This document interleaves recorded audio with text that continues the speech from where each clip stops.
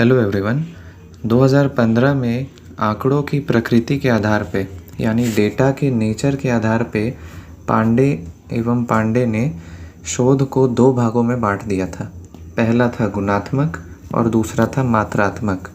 गुणात्मक यानी क्वालिटेटिव, इसमें मनुष्य के व्यवहार, विश्वास, उसका मत, इच्छा, ये सब के बारे में जो डाटा है, जो आंकड़े हैं, उसको जमा किया जाता है। इसमें जो परिकल्पनाएं, जो हाइपोथेसिस बनाई जाती हैं, उसका कोई परीक्षण नहीं होता है, इसलिए इसके जो सिद्धांत हैं वो सर्वमान्य नहीं होते हैं। इस शोध विधि में यानी गुणात्मक शोध विधि में जो हम प्रश्न पूछते हैं उसका प्रारूप खुला रहता है, यानी कि हम ज़्यादा प्रश्न पूछ सकते हैं सामने वाले से और ज़्यादा जवाब भी सुन सकते हैं।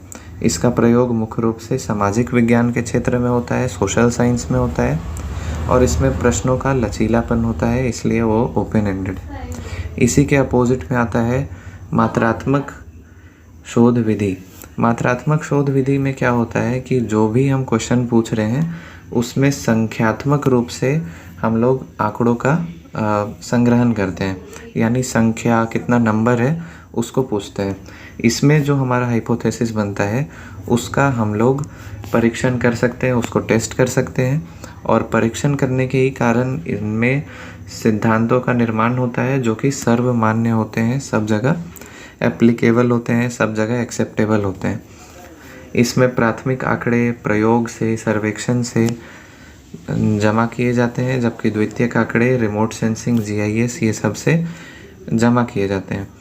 इसमें प्रश्नों का प्रारूप बंद होता है क्योंकि हम लोग बस नंबर्स पूछ रहे हैं, बस स्टैटिस्टिकल मैथमेटिकल नंबर पूछ रहे हैं, तो प्रश्नों की संख्या कम रहेगी और टू द पॉइंट आंसर रहेगा।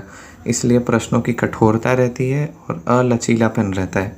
ठीक है, तो दोनों के बीच में डिफरेंस यही है कि गुणात्मक जो है वो मनुष्य के बारे में हम लोग बोल सकते हैं जैसे इंटरव्यू लिया जा रहा है, तो मनुष्य का इंटरव्यू लिया जा रहा है किसी आदमी का, और जब उससे डाटा लिया जाता है नंबर के फॉर्म में तो वो हो जाता है मात्रात्मक। यही था दोनों के बीच का डिफरेंस। Thank you.